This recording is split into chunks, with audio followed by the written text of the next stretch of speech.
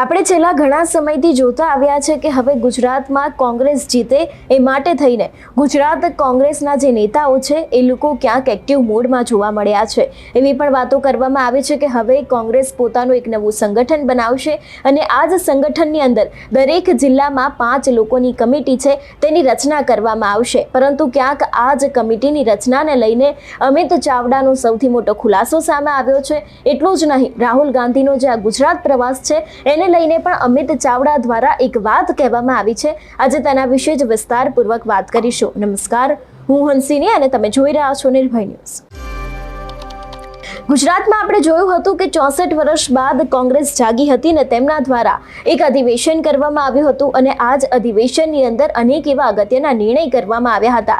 એ બાદ ગઈકાલે અને આજે રાહુલ ગાંધી ગુજરાતના પ્રવાસે છે ને આજે તેઓ મોડાસા પહોંચ્યા હતા અને મોડાસામાં પણ તેમના દ્વારા અનેક એવા નિર્ણય છે તે લેવામાં આવી શકે છે તેવી ચર્ચાઓની વચ્ચે અમિત ચાવડાનું એક સૌથી મોટું નિવેદન સામે આવ્યું છે કે જેમાં તે કમિટી વિશેની વાતને લઈને સૌથી પહેલા તો મોટો ખુલાસો કરી રહ્યા છે.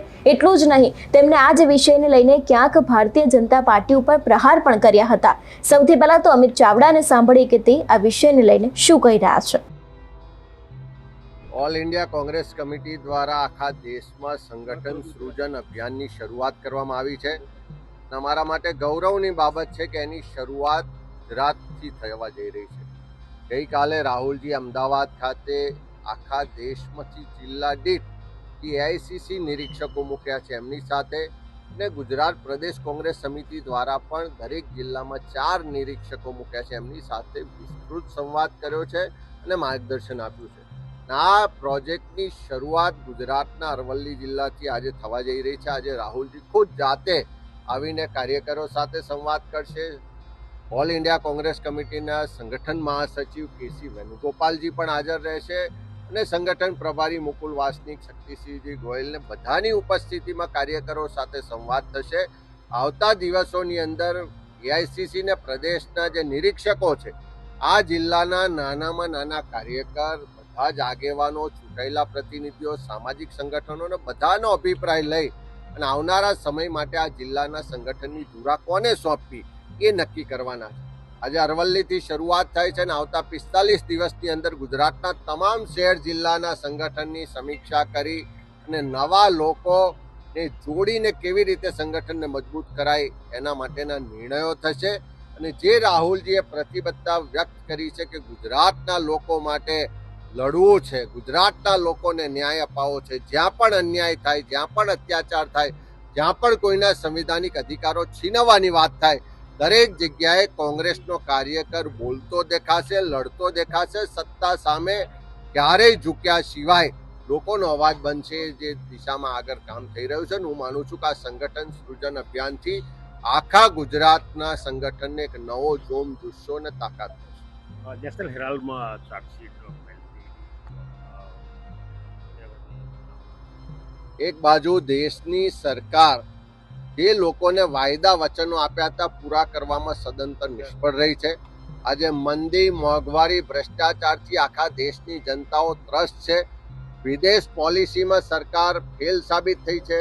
ઇકોનોમિક ક્ષેત્રે પણ આખા વિશ્વમાં ભારતની છબી ધીમે ધીમે અડાતી જાય છે. એવા સંજોગોમાં બધા જ મોરચે નિષ્ફળ રહેલી સરકાર ક્યાંક વિપક્ષને ડરાવવા માટે, દબાવવા માટે અને વિરોધ ના કરે એટલા માટે જે સરકારી ઇન્સ્ટિટ્યુશન છે, ઈડી છે કે ઇન્કમ ટેક્સ છે, સીબીઆઈ છે, એવી સંસ્થાઓનો વારંવાર દુરુપયોગ કરે છે.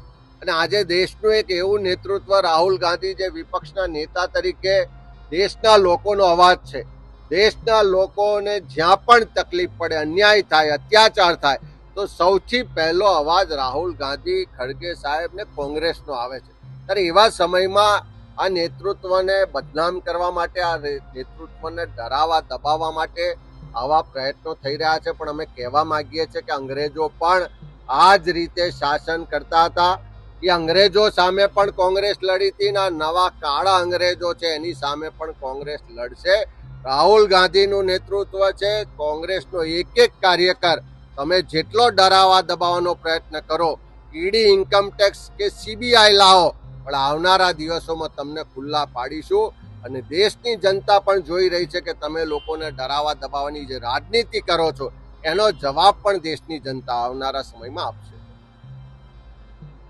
જે પ્રમાણે વાત કરવામાં આવી એ પ્રમાણે કે હવે આગામી 45 જ દિવસમાં જે જિલ્લા પ્રમુખ છે તે લોકોની વરણી કરવામાં આવશે અને ખાસ કરીને જે 5 લોકોના કમિટીની રચના કરવામાં આવવાની છે એમાંથી એક વ્યક્તિ કેન્દ્ર લેવલનું હશે ને બીજા જે 4 લોકો છે તે ત્યાંના જ લોકો હશે એવી પણ ક્યાંક વાત છે તેને નક્કી કરવામાં આવી છે. કારણ કે આપણે આગળ જોયું હતું કે જો ગેનીબેન ઠાકોરનું નિવેદન સામે આવ્યું હતું તેમાં તેમના દ્વારા કહેવામાં આવ્યું હતું કે રાહુલ ગાંધી દ્વારા અમને દરેક લોકોને ટકોર કરવામાં આવી છે કે હવે જે ગુજરાતમાં કોંગ્રેસ છે તેને વધારે ને વધારે ક્યાંક એક્ટિવ થવાની જરૂર છે અને જિલ્લા પ્રમુખની વરણી પણ હવે થઈ શકે છે આગામી દિવસોમાં તેવું પણ અમિત ચાવડા દ્વારા કહેવામાં આવ્યું છે. એટલે કે હવે ખાસ કરીને જોવાનું રહેશે કે જિલ્લા પ્રમુખની વરણીમાં કોના નામ આગળ પડતા સામે આવે છે. તમારું શું માનવું છે આ વિષયને લઈને અમને કમેન્ટ કરીને ચોક્કસથી જણાવજો. તેની સાથે જ અમારી ચેનલ નિર્ભય ન્યૂઝને લાઇક, શેર અને સબસ્ક્રાઇબ કરવાનું ભૂલશો નહીં. નમસ્કાર.